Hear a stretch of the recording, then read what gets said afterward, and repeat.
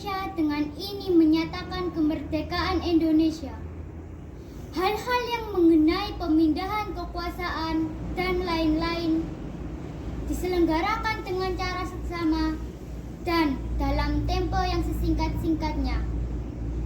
Jakarta, 17 Agustus 1945.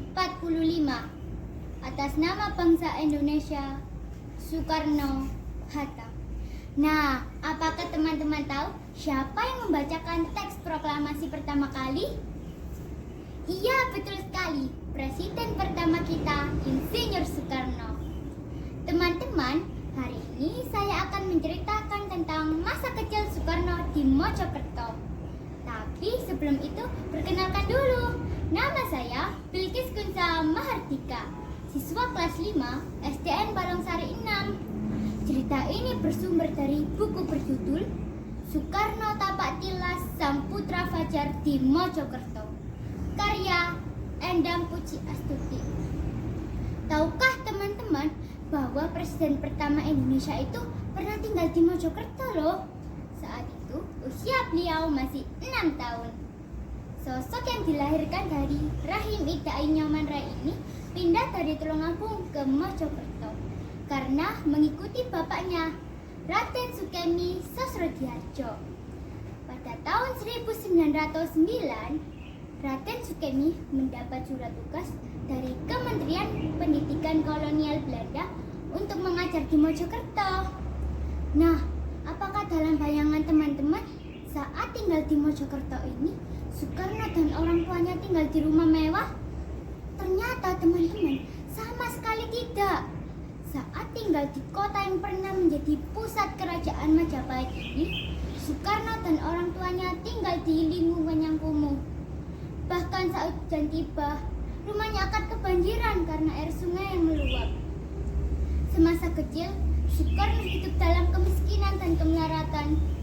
Bahkan saat lebaran tiba, mereka tidak bisa makan makanan enak. Begitupun ketika Natal, mereka juga tidak bisa memberikan kado. Hal itu membuat hati Soekarno pedih. Untungnya, masih ada teman bermain gasing sesama anak pribumi. Sungai juga menjadi kawannya bermain. Hingga suatu hari, Soekarno pulang terlambat. Lalu Raden Sukemi menghadangnya dari ambang pintu sambil membawa rotan. Saking takutnya, lidah Soekarno peluh. Tangannya yang memegang sekantong plastik berisi ikan hasil tangkapan gemetar. Karena diliputi amarah, Raden Sukemi mengayunkan rotan ke tubuh Soekarno. Ida Ayu Nyoman Rai yang mengetahui hal tersebut segera menghalau. Menurutnya, hukuman disiplin tersebut terlalu keras. Maka tak heran jika Soekarno lebih akrab dengan ibunya.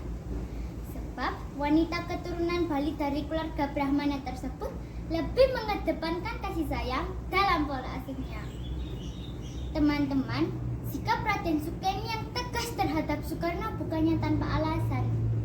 Sosok yang menjadi guru di Sekolah Rakyat Bumi Putra atau EIS ini menginginkan putranya menjadi sosok yang terdidik. Salah satu caranya adalah dengan memindahkan Soekarno dari EIS ke ELS. Sebab waktu itu hanya siswa lulusan ELS yang dapat melanjutkan ke jenjang yang lebih tinggi. Akhirnya, pada tahun 1915, Soekarno lulus dari ELS dan masuk ke HBS di Surabaya. Itulah teman-teman, masa kecil Soekarno di Mojokerto. Beliau hidup kekurangan, bahkan miskin dan melarat. Namun hal tersebut tidak membuatnya berkecil hati. Ia dididik disiplin sejak dini, hingga membuatnya rajin menulis, membaca, dan giat belajar. Alhasil menjadikannya presiden pertama Indonesia dan tokoh yang disegani dunia. Dari cerita yang dapat saya bawakan, semoga teman-teman terhibur dan dapat mengambil manfaatnya ya. Mohon maaf jika ada kesalahan kata. Billahi taufiq wal hidayah. Wassalamualaikum warahmatullahi wabarakatuh.